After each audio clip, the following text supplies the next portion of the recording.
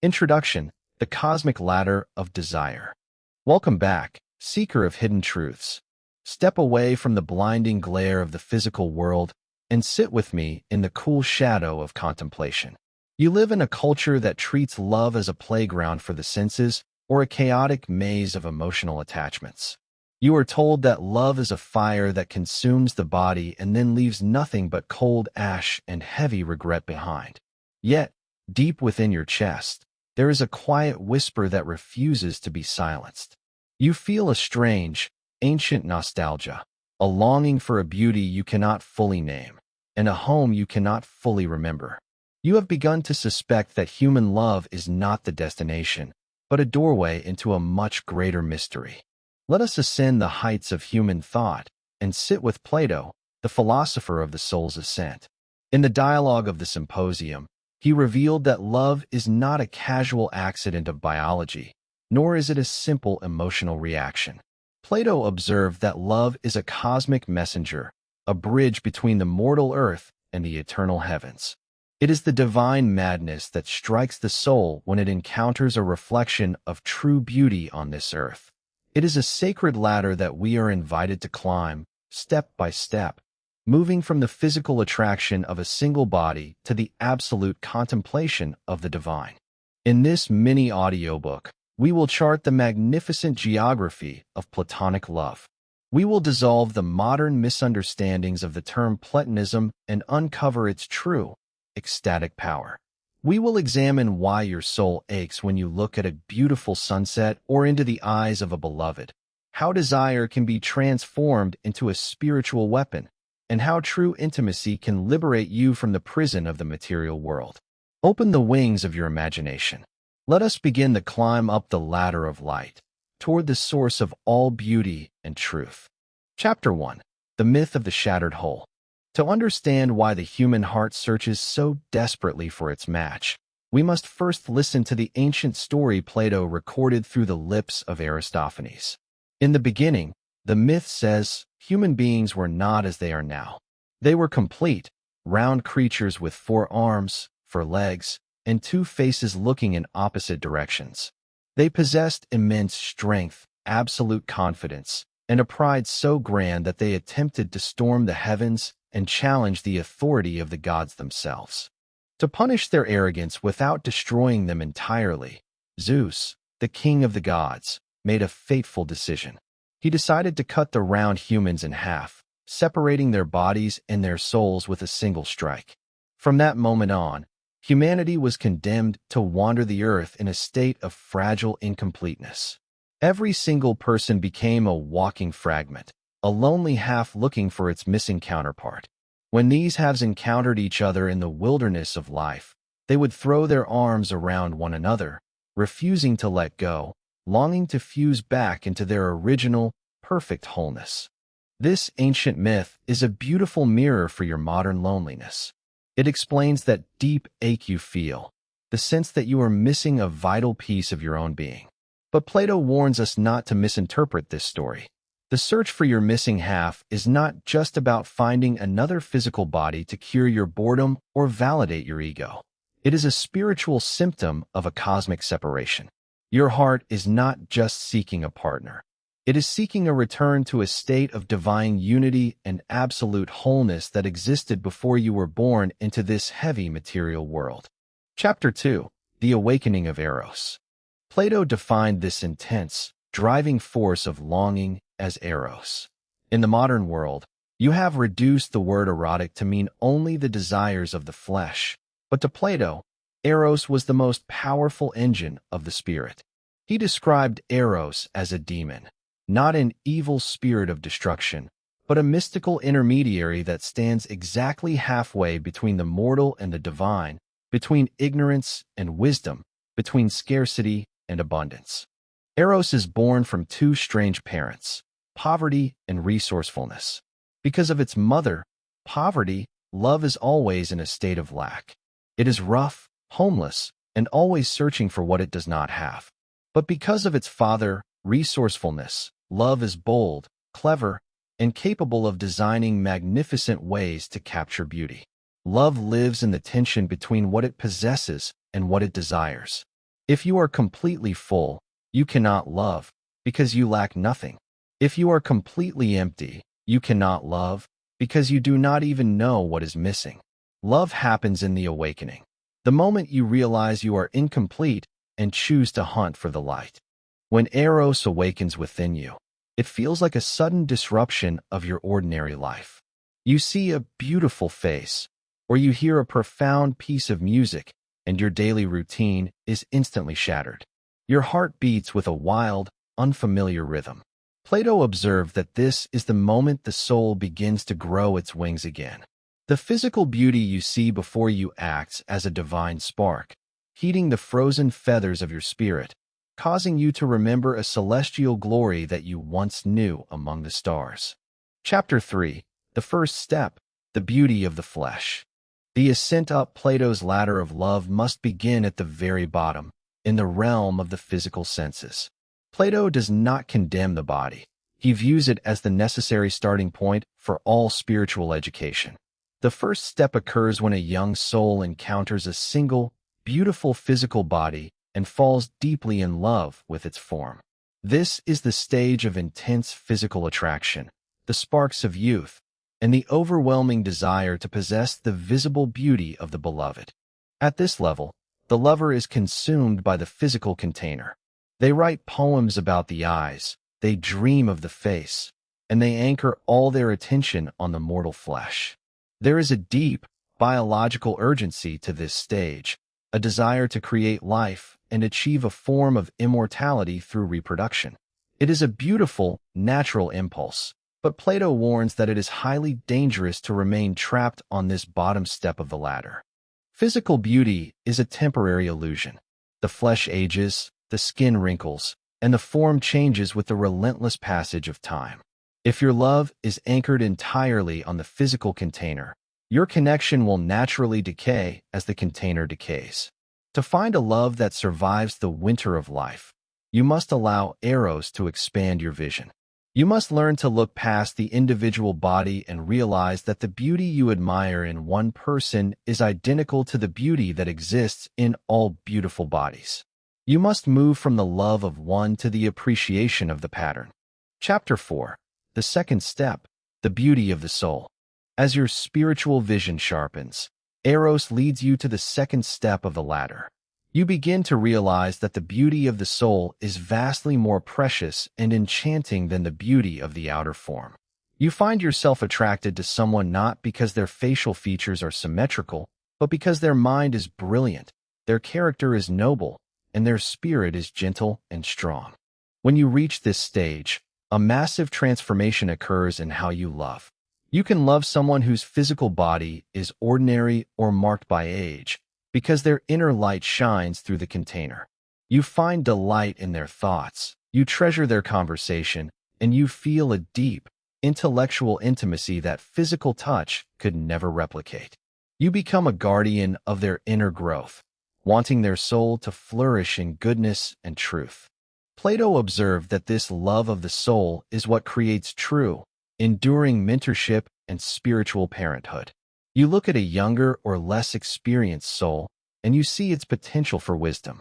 You invest your time, your energy, and your life into helping that soul develop its virtues. You are no longer trying to possess a body for your own pleasure. You are trying to give birth to beautiful thoughts and noble actions in the mind of the beloved. This is the birth of intellectual partnership, a connection that grows stronger as the years pass. Chapter 5. The third step, the beauty of institutions. Love cannot remain confined within the private boundary of a single relationship. If your eyes have been opened to the beauty of the soul, Eros naturally expands your perspective to the third step of the ladder, the beauty of human institutions, laws, and customs. You begin to perceive that the same harmony, order, and excellence you love in an individual soul can be built into the very fabric of society. You look at a just law that protects the weak, and you see beauty. You look at an educational system that lifts children out of ignorance, and you see beauty. You look at a community that operates with honor and mutual respect, and you see beauty. You realize that human beings are capable of creating a collective soul, a civilization that reflects the divine order of the universe.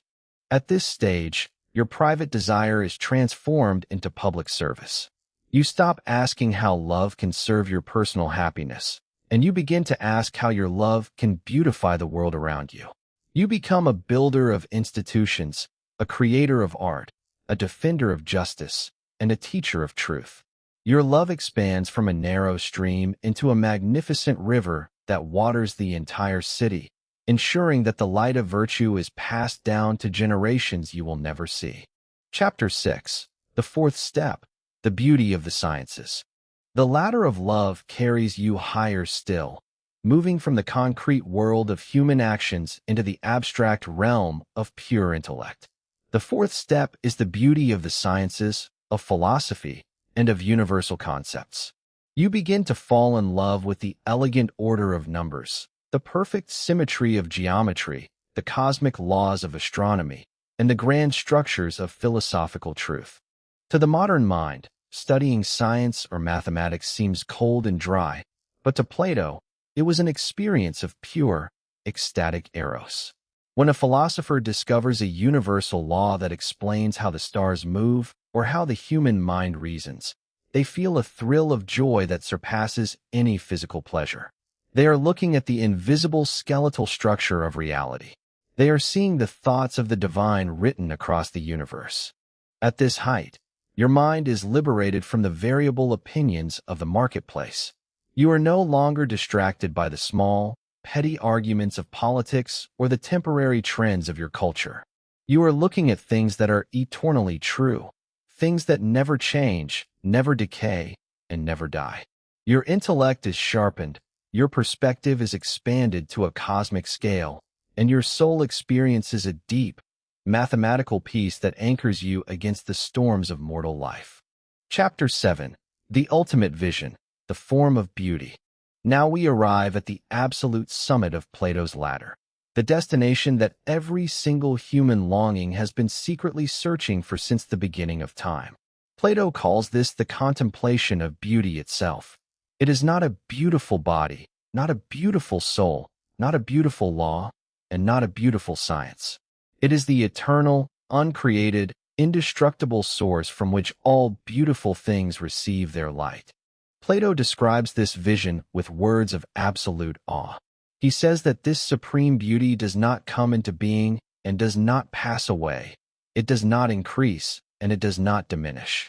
It is not beautiful in one part and ugly in another, nor is it beautiful today and ugly tomorrow. It exists by itself, with itself, unique and eternal. Every beautiful object you see on earth is merely a tiny, fragile shadow cast by this magnificent spiritual sun. When a human being climbs the ladder to this final step, their spiritual journey is complete. They have moved from the cave of shadows into the brilliant light of the true sun. They see the universe as it actually is, a magnificent symphony of divine beauty. Plato declares that this is the only life worth living for a human being, a life spent in the direct contemplation of this absolute light.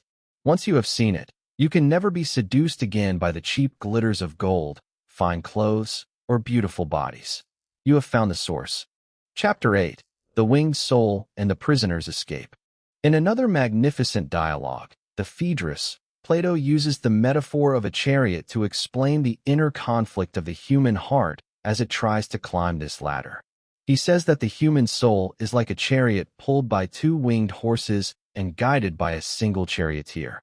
One horse is white, noble, and always wants to fly upward toward the heavens, toward truth, virtue, and honor. The other horse is black, wild, and always wants to plunge downward toward the earth, toward physical pleasures, material possessions, and animal instincts. The charioteer represents your reason, and the entire quality of your life depends on whether your reason can control the dark horse. When you encounter beauty on this earth, the white horse feels its wings expand and wants to soar up the ladder of love. But the dark horse rears up, bites its bridle, and tries to force the chariot down into the mud of raw physical possession. This is the true, epic war that happens inside your mind every single day. Plato's philosophy is designed to give your charioteer the strength to master the wild impulses of the lower nature. He wants you to realize that you are a prisoner who has forgotten that your true home is in the realm of the spirit. The physical pleasures of this world are not bad, but they are traps if you treat them as the final destination. They are meant to be fuel for your wings, not weights that anchor you in the dust. You must learn to tame the dark horse so that your whole being can fly upward into the light of wisdom. Chapter 9. The Danger of False Platonic Love. In your modern world, the phrase platonic love has been misunderstood and degraded. People use it to mean a friendship that lacks physical attraction, a cold relationship where nothing happens, or a safe boundary where emotions are kept hidden behind a wall of politeness. This is a complete distortion of Plato's true intent. Platonic love is not cold, it is not safe, and it is not a compromise. It is a blazing, revolutionary fire of the spirit. False platonic love is born from fear, fear of passion, fear of vulnerability, and fear of the heavy responsibilities of real intimacy. People wear the mask of intellectual detachment because they are too terrified to let their hearts be broken by the messy reality of human connection. They sit in their academic ivory towers, discussing the abstract concept of beauty, while their actual lives remain sterile, dry, and emptied of real empathy. True platonic love does not run away from passion. It captures the raw, wild energy of physical desire and channels it upward into creative and spiritual work. It does not look at a beautiful person and say, "I must feel nothing."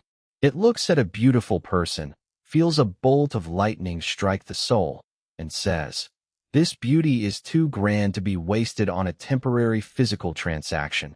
I must use this inspiration to build something eternal." It is the ultimate amplification of passion, directed toward the highest possible purpose. Chapter 10. The Freedom of Non-Possession. The greatest secret of the upper steps of the ladder of love is the liberation that comes from non-possession. In the lower stages of connection, human relationships are cursed by the dark impulse of ownership.